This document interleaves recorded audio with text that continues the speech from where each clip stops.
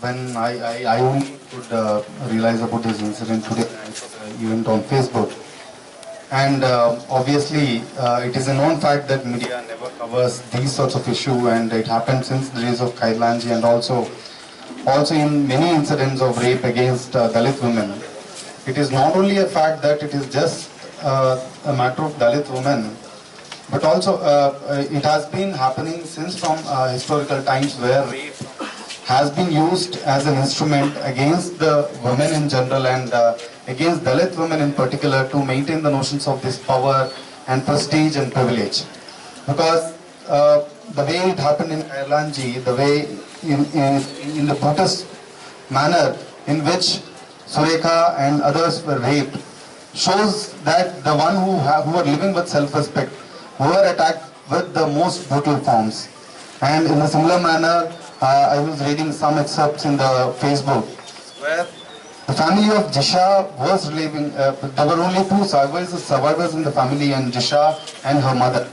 Her mother was fighting all odds and also making a living for the family, while Jisha was studying, was pursuing the education.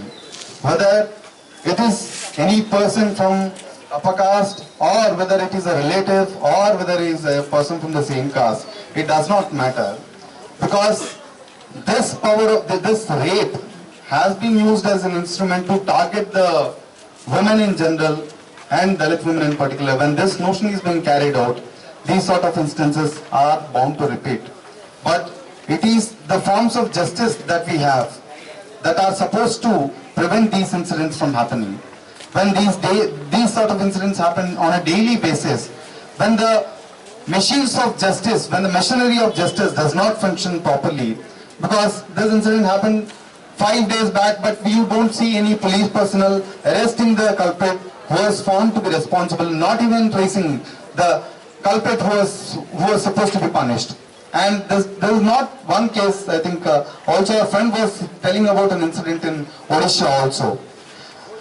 Rape as a thing has been used in a very normalized manner, like when a girl gets raped and a woman gets raped, the society perceives and throws the burden on the person who gets raped, but not on the person who rapes him.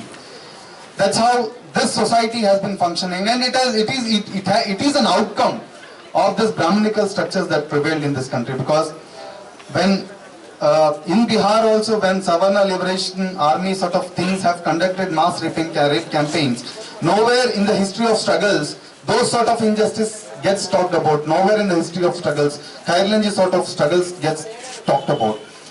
Hence, it is a time that the most appreciable fact from the Dalit Bahujan Women Collective is that the instantaneous response with which they have acted on this issue, and we'd like to thank the collective. And also, I stand in solidarity with this issue. Whatever movements that come in forward, I'll also extend my solidarity and support for the movements. Thank you.